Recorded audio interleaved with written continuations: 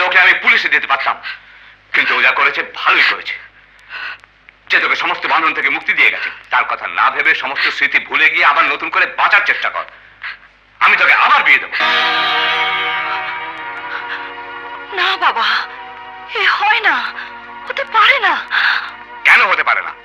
সন্তানকে যে চুরি করতে পারে সেটা একটা অমানুষ, আর অমানুষের জন্য তোর কোনো মায়া থাকতে পারে না, ভালোবাসা থাকতে পারে না।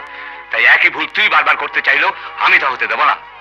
বেঁচে থাকার জন্য তোর একটা অবলম্বনের প্রয়োজন। সেই অবলম্বন আমার দেহে অবস্থান করছে বাবা।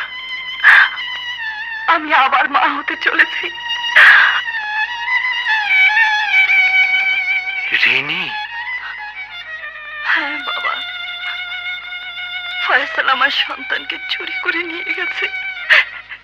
সেজন্য আমি ওকে কাপুরুষ বলতে পারি, স্বার্থপর বলতে পারি, হয়তো হয়তো আমি ওকে ঘৃণাও করতে পারি, কিন্তু আমার জীবন থেকে ওর স্বামীর অধিকারকে মুছে ফেলে দিতে পারি না বাবা।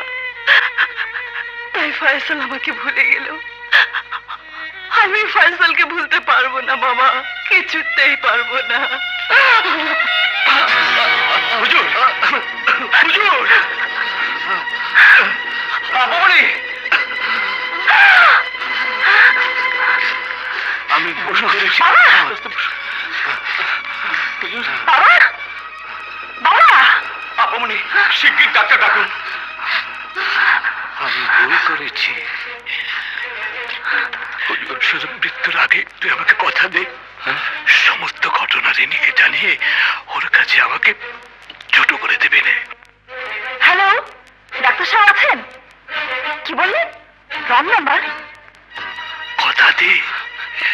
কথা দিলাম। হুজুর, হুজুর, হুজুর, হুজুর, আপামনি, হুজুর, হুজুর, আপামনি, হুজুর, বাবা, বাবা, হুজুর, বাবা, বাবা, হুজুর, বাবা।